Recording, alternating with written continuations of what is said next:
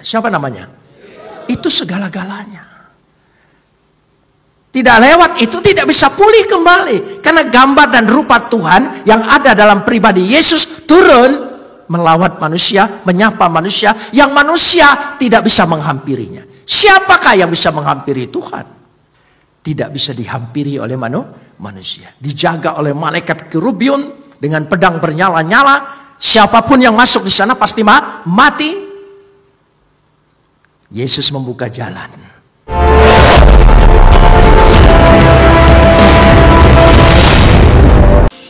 Mari kita berdoa.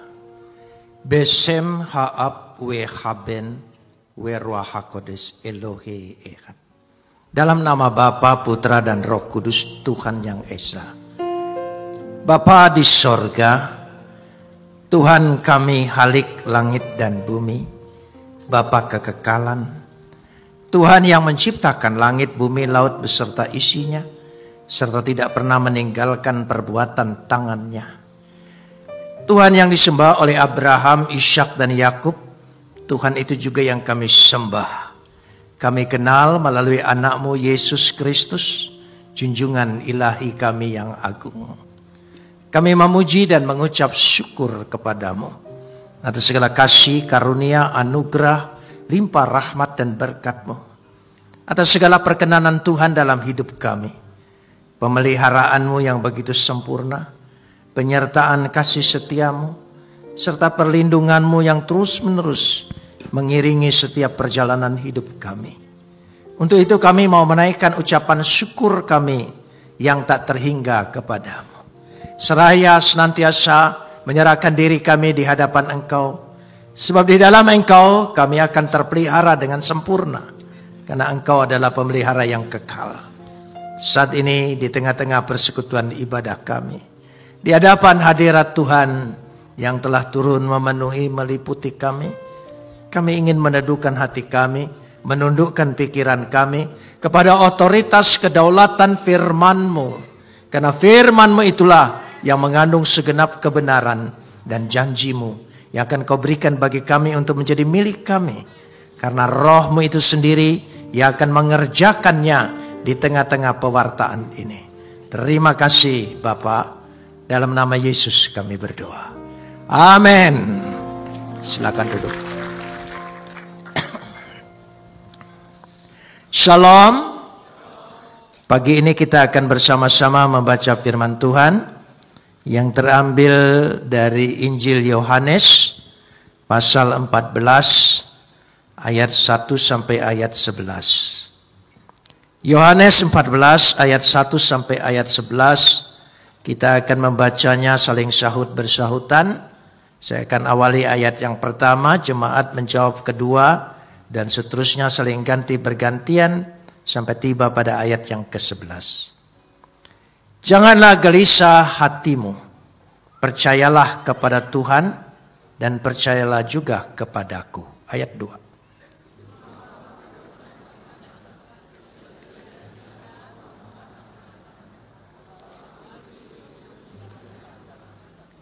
Dan apabila aku pergi ke situ dan telah menyediakan tempat bagimu, aku akan datang kembali dan membawa kamu ke tempatku, supaya di tempat di mana aku berada, kamu pun berada. Kata Thomas kepadanya, Tuhan, kami tidak tahu kemana Engkau pergi. Jadi bagaimana kami tahu jalan ke situ?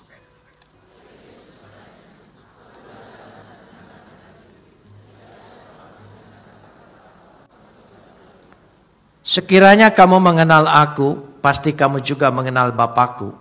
Sekarang ini kamu mengenal Dia dan kamu telah melihat Dia.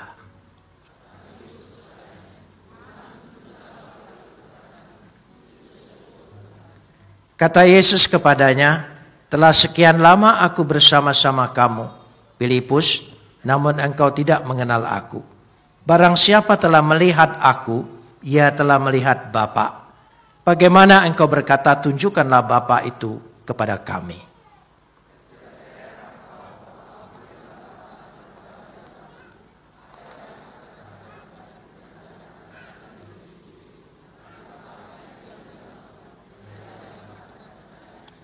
Percayalah kepadaku bahwa aku di dalam Bapa dan Bapa di dalam aku. Atau setidak-tidaknya percayalah karena pekerjaan-pekerjaan itu sendiri. Kapot lecha Adonai Elohenu kapot lecha. Segala kemuliaan ya Adonai Tuhanku, kemuliaan bagimu. Ketika Yesus menceritakan perjalanannya akan diakhiri dengan penderitaan, yaitu Via Dolorosa dan salib. Maka murid-muridnya kaget dan tidak percaya dan merasa itu bukan jalan. Kenapa demikian? Karena pada hakikatnya manusia itu takut dengan penderitaan. Tetapi dari sejak manusia jatuh dalam dosa, penderitaan itu sudah menjadi bagian dari manusia. Ketika dikatakan Adam akan bersusah payah mencari nafkah dan Hawa akan bersusah payah melahirkan. Saudara, penderitaan itu ternyata bagian dari hidup yang tidak dapat dihindari.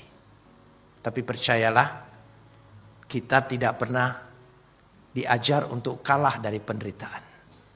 Kita memiliki Yesus yang selalu menang dari penderitaan. Jadi jangan takut penderitaan kita hadapi, karena kita punya kuasa untuk menang dari penderitaan. Itu saja.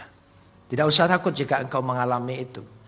Dan tidak terlalu terfokus dengan penderitaan itu. Tapi percayalah ada kemenangan dalam penderitaan.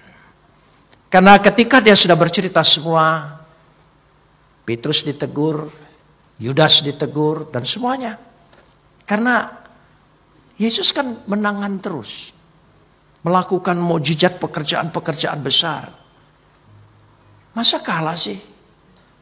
Karena mereka berpikir Mesias itu pasti jagoan. Kayak Avatar. Selalu menang. Tidak mungkin kalah. Tapi inilah jalan. Karena mereka tidak tahu apa yang harus dilakukan. Karena itu diingatkan pada ayat yang pertama, ayat 1a. Jangan gelisah hatimu. Jangan gelisah hatimu. Saudara, kalau berbicara gelisah,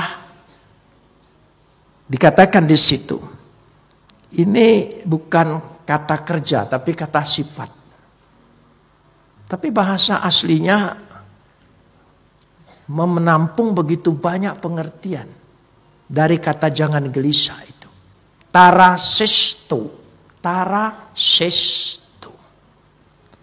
Kata tarasesto, kalau saya perhatikan di sini, artinya jangan terganggu. Jangan disusahkan, jangan disukarkan, jangan dikacaukan. Jangan dirusak, jangan ditumbangkan, jangan dikalahkan, dan jangan dikecewakan. Jangan dibuat tawar hatimu, dan jangan engkau bimbang. Karena itulah yang akan dihadapi oleh umat, apalagi sampai pada akhir-akhir zaman. Kenapa demikian? Pada ayat 1b dikatakan, percayalah kepada Tuhan Bapa. Saya ingin ajak kita berpikir sejenak. Mengapa kita percaya Yesus? Apakah tidak cukup percaya Tuhan saja, Khalik langit dan bumi? Kenapa harus Yesus? Ketika manusia diciptakan dari sejak awal kalau saudara baca, makanya runut terhadap kepercayaan kita, pengakuan kita. Ketika kita percaya bahwa manusia diciptakan menurut gambar dan rupa Tuhan. Kan begitu? Manusia diciptakan menurut gambar dan rupa Tuhan. Shelem dan Demut. Shelem dan Demut.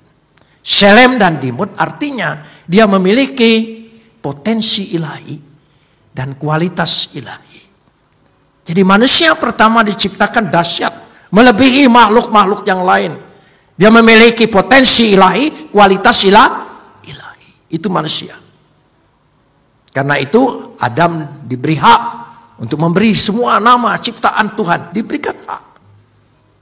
Dan Adam diberikan hak Ya, untuk menguasai, memelihara, memerintah semua ciptaan. Tapi sejak manusia jatuh dalam dosa, apa yang hilang? Selem dan demon. Gambar dan rupa Tuhan. Gambar dan rupa Tuhan ini ada dalam pribadi itu Tuhan. Coba, bagaimana manusia bisa memulihkan gambar dan rupa Tuhan itu dengan usaha sendiri? Gambar dan rupa Tuhan itu ada dalam pribadi itu Tuhan. Hanya Dia yang memiliki gambar dan rupa. Ketika manusia kehilangan gambar dan rupa, bagaimana dia bisa mengembalikan gambar dan rupa itu? Tidak bisa. Usaha apapun tidak bisa, karena Tuhan tidak terhampiri. Maha suci Dia, maha segala-galanya Dia. Tidak bisa. Sehingga gambar dan rupa Tuhan itu yang ada dalam diri Tuhan harus turun ke tengah dunia. Yaitu firman. Firman dan roh itu ada dalam diri Tuhan. Tuhan itu harus ada firman. Karena firman itu mencipta segala sesuatu. Tuhan itu hidup. Karena itu dia harus ada roh. Roh dan firman tidak diciptakan Tuhan. Roh dan firman sudah ada sejak Tuhan itu ada. Roh dan firman. Karena itu firmannya keluar. Menjadi manusia. Namanya siapa? Yesus. Siapa? Di Kelapa Gading kalau menyebut nama itu agak tertekan. Siapa namanya? Nah, kurang keras juga. Siapa namanya? Itu segala-galanya. Tidak lewat itu tidak bisa pulih kembali. Karena gambar dan rupa Tuhan yang ada dalam pribadi Yesus turun melawat manusia, menyapa manusia, yang manusia tidak bisa menghampirinya. Siapakah yang bisa menghampiri Tuhan? Yang kedua, masih ingat, ketika manusia makan buah pohon pengetahuan, maka pohon kehidupan dijaga. Tidak bisa dihampiri oleh manusia. Dijaga oleh malaikat kerubium dengan pedang bernyala-nyala. Siapapun yang masuk di sana pasti mati. Yesus membuka jalan untuk pohon kehidupan itu. Dan meskipun dia harus mati, tapi dia ilahi, dia bangkit kembali. Sehingga kita bisa punya jalan untuk menuju pohon kehidupan. Oleh sebab itu hanya dengan pribadi Yesus. Makanya percaya kepada Bapa, percaya kepada Tuhan, percaya juga kepada Yesus. Karena dialah jalan. Dari situ untuk menghantar kita sampai berjumpa dengan Dia. Tanpa itu tidak bisa. Dikatakan pada ayat 6, tidak seorang pun sampai kepada Bapa kalau tidak melalui Yesus. Karena tidak ada manusia yang bisa menghampiri Tuhan. Siapakah manusia? Nabi sekalipun tidak bisa. Orang percaya Tuhan, hampir semua percaya Tuhan. Tapi buktikan, orang percaya Tuhan, hampir semua orang percaya Tuhan. Tapi tidak bisa membuktikan. Berarti Tuhan hanya ide, konsep. Hanya konsep dan ide. Karena konsep dan ide. Saking tidak bisa membuktikan, dibuatlah cerita tentang makhluk-makhluk surgawi. Ya, dongeng namanya. Kalau tidak ide, dongeng. Tuhan apa saja yang ada di dunia ini harus dibuktikan dengan sejarah. Karena itu firman menjadi manusia, dia mensejarah di tengah-tengah dunia ini. Dia hadir dalam sejarah manusia. Itulah Natal. Dia melawat kita. Sehingga dikatakan demikian, kita lanjutkan sini. Karena itu pistiute, percayalah kepadaku dan percaya juga kepada Bapa. Atau sebaliknya yang terjadi seperti itu. Kita lanjutkan ayat 2. Coba kita simak. Kita lihat firman Tuhan. Lihat firman Tuhan. Coba perhatikan di situ. Coba baca bersama 1, 2, 3. Banyak tempat tinggal. Sampai di situ. Di rumah. Saudara mengerti maksud rumah Bapa? Apa? Surga. Kenapa istilahnya rumah? Kenapa rumah? Karena dia berasal dari sana. Kalau rumah itu tempat anak. Ada sebuah kepastian. Rumah Bapa. Barang siapa yang percaya kepadanya diangkat menjadi anak. Jadi rumah Bapak berarti kembali. Pasti. Coba anak-anak. Kita semua. Di masa anak-anak kita. Mungkin orang tua kita tidak seberhasil kita. Kita punya rumah masa kecil. Ya, mungkin rumahnya tidak bagus. Tapi kenangan indah di rumah itu. Ya. Kadang-kadang rasa-rasanya kita mau beli kembali itu rumah. Bentuknya segalanya mengenangkan kita. Itu rumah. Karena itu disebut rumah Bapakku. Oikos patros, rumah Bapa. Saudara yang percaya, semua anak-anak Tuhan, amin. Semua anak-anak Tuhan, amin. Anak-anak kembali kemana? Ke rumah Bapa. Itulah kepastian. Sorga tidak lagi menjadi ide, sorga tidak lagi menjadi konsep, sorga tidak lagi menjadi dongeng, tapi pasti. Dalam keyakinan saya yang lama, saya bertanya, saya tahu saya ingin masuk surga. Karena itu saya akan melakukan semua aturan-aturan agama yang mempersiapkan diri saya untuk masuk surga. Saya lakukan semua syariat-syariatnya. Saya lakukan itu. Saya tanya kepastiannya. Pastikah aku masuk surga setelah aku melakukan ini? Enggak. Nanti di hari kiamat engkau akan diadili. Engkau akan dihakimi. Nunggu hari kiamat baru ada kepastian. Bagaimana saya bisa kembali lagi? Ya itu saja. Tidak ada kepastian. Lakukanlah tanpa kepastian. Saking sorga itu tidak ada kepastian, yang lain membuat dongeng. Kamu akan hidup kembali, reinkarnasi, terus ulang-ulang hidup. Saking tidak ada kepastian.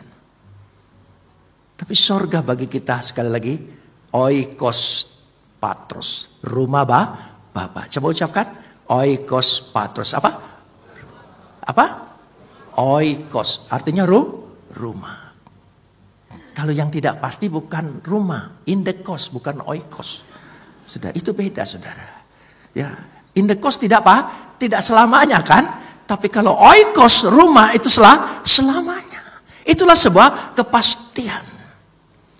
Di rumah Bapakku banyak tempat. Saudara pikir pasti kalau baca ayat ini tempat di situ artinya banyak kamar. Salah, saudara. Bahasa aslinya tidak berbicara soal kamar, tapi engkau punya tempat, engkau punya hak. Anak itu di rumah orang tuanya punya hak.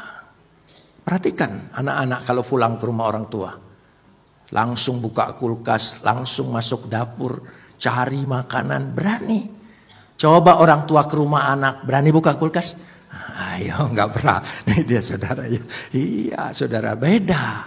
Anak merasa punya hak. Jadi banyak tempat. Artinya engkau punya hak. Amin. Karena engkau ahli waris. Sorga itu pasti. Katakan sorga itu apa? Pasti. Karena apa? Rumah Bapa.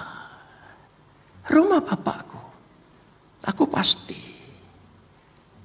Nah karenanya kalau sudah pasti, Tuhan berkati hidupmu di sini. Jadilah saksi Tuhan.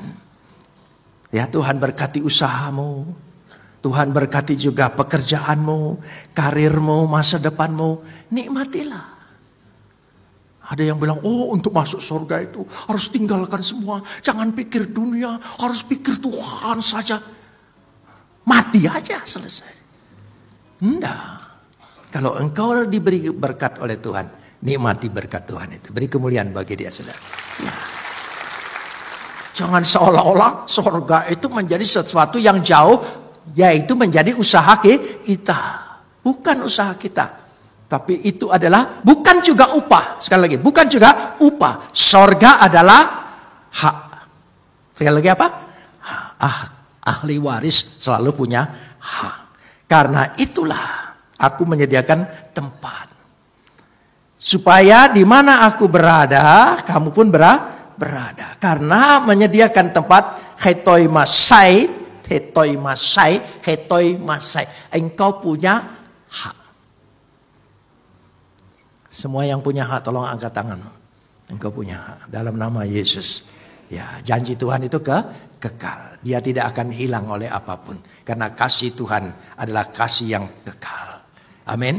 Bersukacitalah hidup. Jalanilah hidup dengan baik. Nikmatilah keluargamu.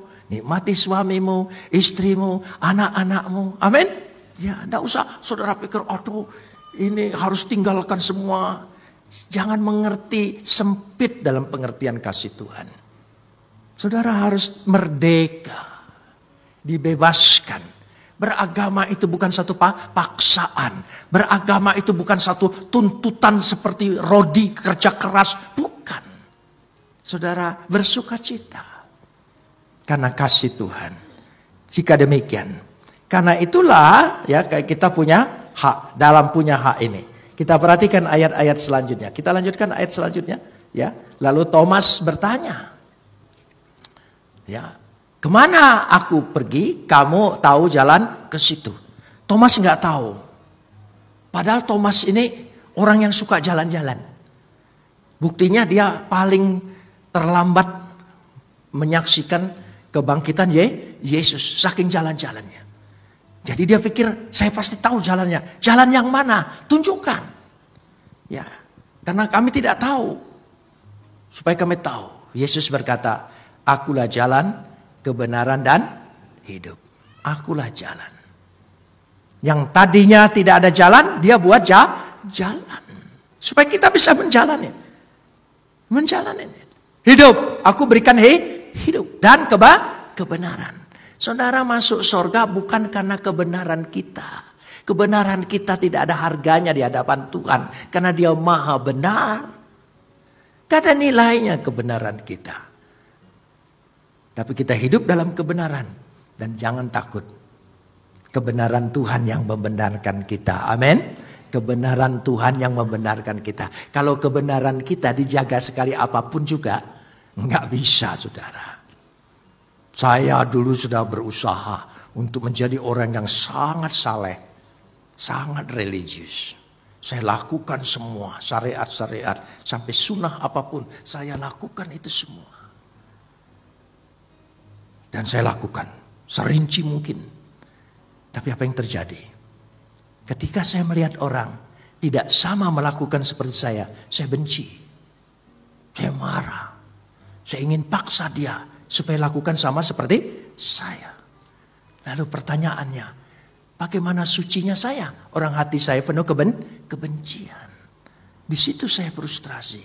Apa yang harus saya cari? Tuhan baik. Roh Kudus mempertemukan saya dengan Yesus. Saya percaya dia. Dan itu merupakan sebuah kepastian. Kepastian itu. Meskipun saya harus menjalani 6 tahun dalam penjara. Tidak ada arti apa-apa. Karena kebaikan Tuhan melampaui segala-galanya. Amin. Berkat 6 tahun dalam penjara. Hari ini umur saya baru saja tanggal 6 tadi. 78 tahun.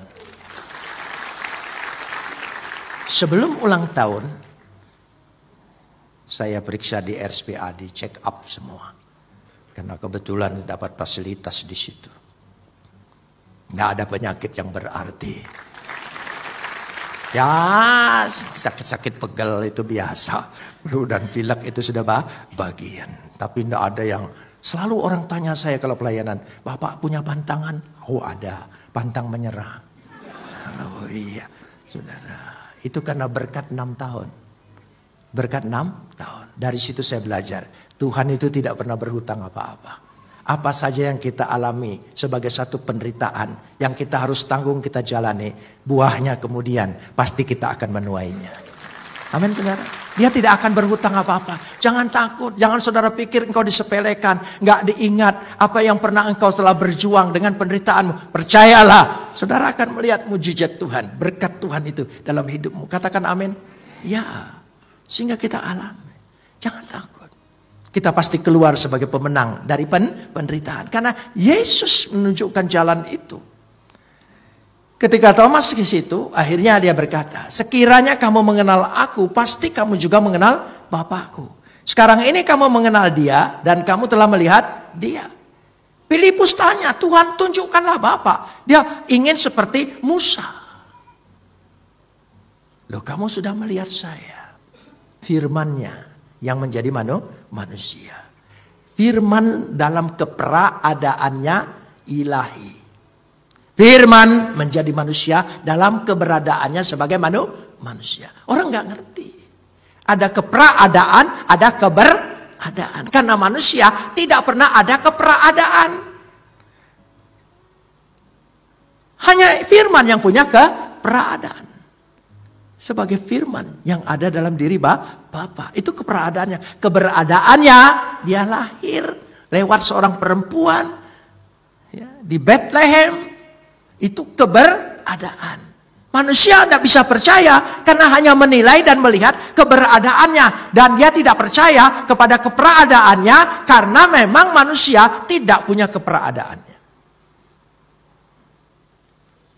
Keberadaan kita sebagai benih yang tidak berarti.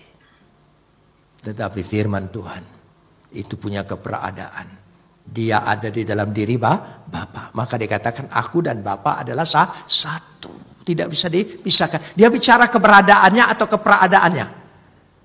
Keberadaannya. Sebelum ada itu keberadaan. Karena Tuhan itu mengadakan segala sesuatu yang ada. Segala sesuatu yang ada itu karena diadakan Tuhan. Segala sesuatu yang ada menjadi tidak ada kalau Tuhan tidak mengadakan. Bisa hafal? Ya harus hafal saudara. Supaya saudara jadi berkat. Karena firman Tuhan itu memberikan kekuatan kepada kita. Sehingga dengan demikian pertolongan Tuhan itu jelas sekali. Kalau kita mengenal Dia. Sehingga dengan pengenalannya kepada kita. Saudara, ketika saya berada dalam penjara, maaf, saya itu contohnya selalu penjara. Karena saya di penjara 6 tahun. Itu terkesan banget. Kalau tidak percaya, saudara coba masuk penjara. Ya, beberapa bulan saja pasti terkesan sekali. Kita terputus hubungan dengan keluarga, apalagi saya ditangkap di zaman Orde Baru, Supersi, Pempres 11. Tidak boleh dibesuk, tidak boleh dijenguk, tidak boleh ada pengacara, tidak boleh, semuanya tidak boleh. Terputus sama sekali. Diisolasi, ditahan dulu dan mereka berhak menahan bertahun-tahun tanpa pengadilan. Ya, saya bertahun-tahun tanpa pengadilan. Dan tidak boleh dihadiri siapapun. Tahun kedua baru boleh dibesuk. Itu pun kiriman. Mungkin dia sudah melihat. Ya, itu belum pengadilan. Baru boleh kiriman. Saya masih ingat istri saya selalu mengirim. Sebulan sekali hanya boleh.